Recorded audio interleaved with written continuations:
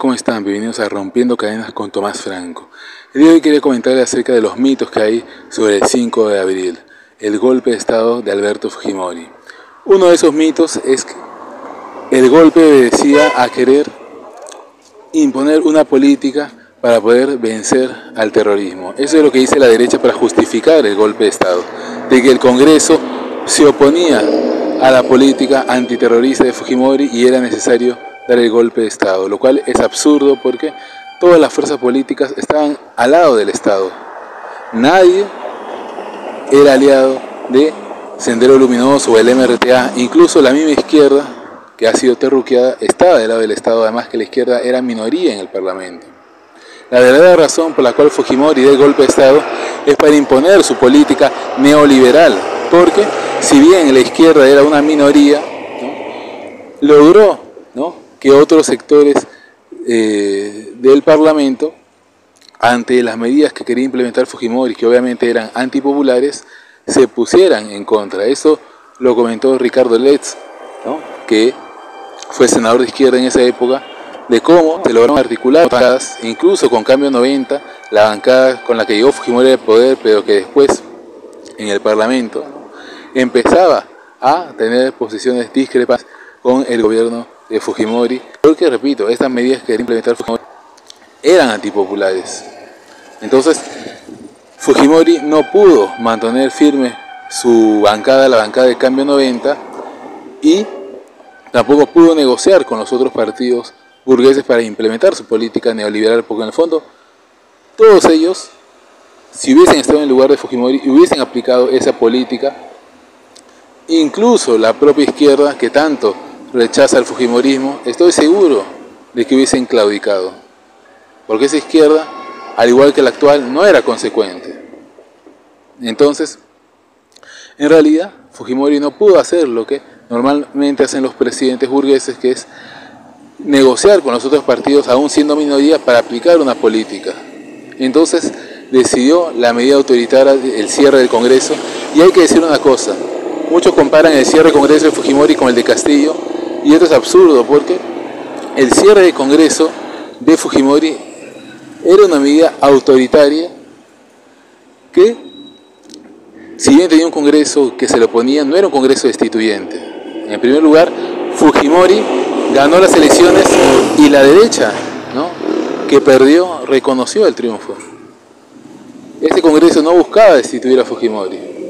En cambio, en el caso de Castillo, había un Congreso conformado por los partidos de la derecha que dominan este Parlamento, que nunca reconocieron la victoria electoral y a los 3 meses ya presentaban una vacancia. Entonces, lo que hemos vivido nosotros es un golpe de Estado que se iba fraguando desde el final de la segunda vuelta y que se perpetró el 7 de diciembre. Eso no vivió Fujimori. Todas las fuerzas políticas reconocieron que ganó.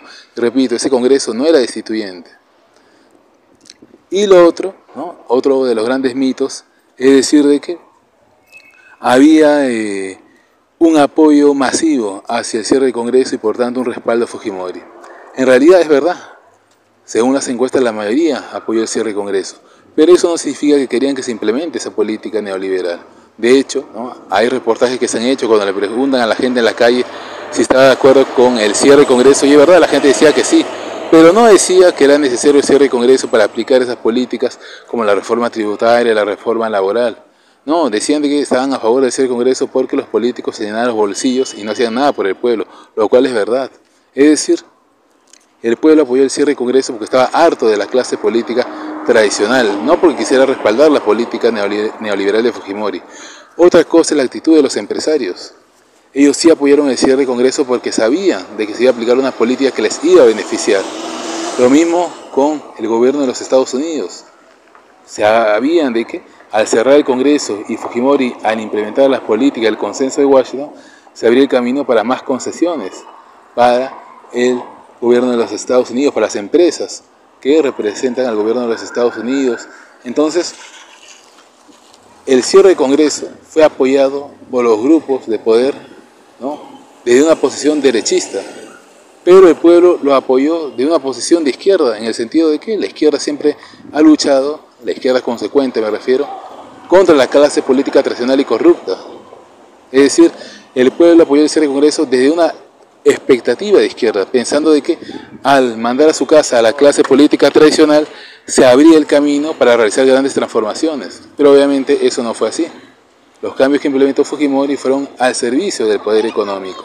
Entonces, esto hay que tenerlo muy presente porque no siempre cuando el pueblo apoya una medida hecha por un gobierno significa que apoya, ¿no?, esto desde un punto de vista ideológico, ¿no?, del gobernante, en este caso desde una posición derechista. No, el pueblo tenía una expectativa de izquierda, es decir, ¿no?, una expectativa de que se cerrara el Congreso para abrir el camino a los cambios sociales que obviamente Fujimori no estaba interesado en implementar. Y otro de los grandes mitos es decir de que los partidos de izquierda rechazan el Fujimorismo porque implementó esa política neoliberal. En la izquierda consecuente, obviamente, hay un rechazo a esa política implementada por Fujimori. Pero esa izquierda, en el fondo, rechazaba a Fujimori porque les había quitado, ¿no?, sus escaños, sus curules, es decir, por oportunismo. Porque pónganse a pensar, los gobiernos anteriores al de Fujimori habían llevado al país a una crisis económica espantosa, con hiperinflación. El gobierno de Belaúnde, el gobierno de Alan García, que fue el que desató la hiperinflación, cometieron masacres iguales o peores que la de Fujimori, y la izquierda tenía una posición dialogante con ellos, lo cual es absurdo, porque si condenas a Fujimori por sus crímenes y por su política antiobrera, tendrías que repudiar también a Acción Popular y al APRA, ¿no?, con la misma dureza. Y eso no hicieron los partidos de izquierda. Incluso se unieron a esos partidos burgueses, al APRA y a Acción Popular, para enfrentar a Fujimori frente al cierre del Congreso, cuando en realidad lo consecuente era apoyarse en los obreros, en los campesinos, y explicarles que el cierre del Congreso obedecía a querer implementar una política derechista. Entonces, ahí uno se da cuenta de que la izquierda, en el fondo, lo que quería, ¿no?, era mantener sus curules. Por eso, que nunca tuvieron una posición dura en ese tiempo contra el APRA, a pesar, repito, de sus crímenes, de sus robos y de su política antiobrera, y lo mismo con Acción Popular.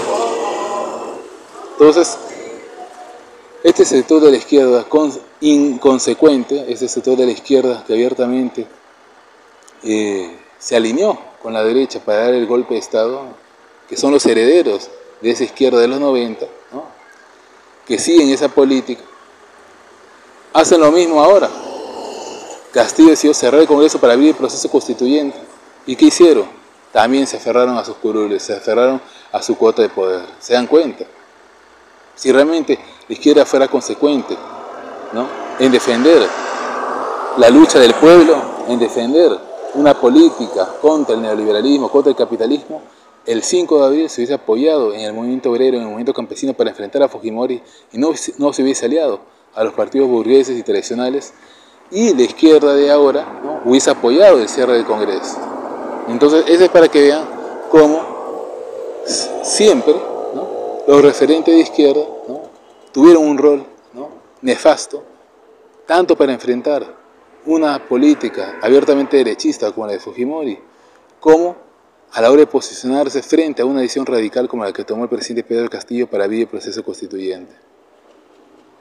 Y por eso, ¿no?, digo que es un mito eso de que ellos rechazaban la política neoliberal. No, no es verdad. Eso es lo que dicen para presentarse como una alternativa a la derecha. Pero en el fondo, ¿no?, ellos no eran consecuentes en luchar contra el neoliberalismo. Incluso después del 5 de abril seguían en alianzas con los partidos burgueses en el Parlamento. Recuerdan la Marcha de los Cuatro Suyos. Ustedes saben que Carlos Brus, que fue el que organizó la Marcha de los Cuatro Suyos, que en esa época estaba con Toledo, siempre dijo que la idea de la Marcha de los Cuatro Suyos era de Javier Descanseco. Entonces la pregunta es, si Javier Descanseco, que de izquierda, tuvo la idea de la Marcha de los Cuatro Suyos, y la CGTP, el sindicato más importante, lo dirige el Partido Comunista Peruano, el SUT, el sindicato de maestros, uno de los más organizados, lo dirige el SUT, lo dirige Patria Roja, ¿por qué entonces la izquierda no estuvo al frente de la Marcha de los Cuatro Suyos? Porque querían tener su política de conciliación de clase. ¿Se dan cuenta? Para ir a la retaguardia de estos partidos abiertamente burgueses, pero patronales. Por eso le digo de que la izquierda de esa época, como la izquierda de ahora, abiertamente jugó un rol contrarrevolucionario. Realmente no luchaban consecuentemente contra el capitalismo, contra la política neoliberal enfrentada por Fujimori y sus herederos, que son, ¿no?, Cerrón, Verónica Mendoza. Hacen exactamente lo mismo. Bueno, eso es todo. Me gustaría saber qué piensa de esto. Le pediría que me dejen un comentario, que le den like al video, que se suscriban al canal. Ya saben, pueden seguirme en mis redes sociales, les dejo en la descripción los links para que puedan seguirme en Facebook, en Twitter y en TikTok. Nos vemos.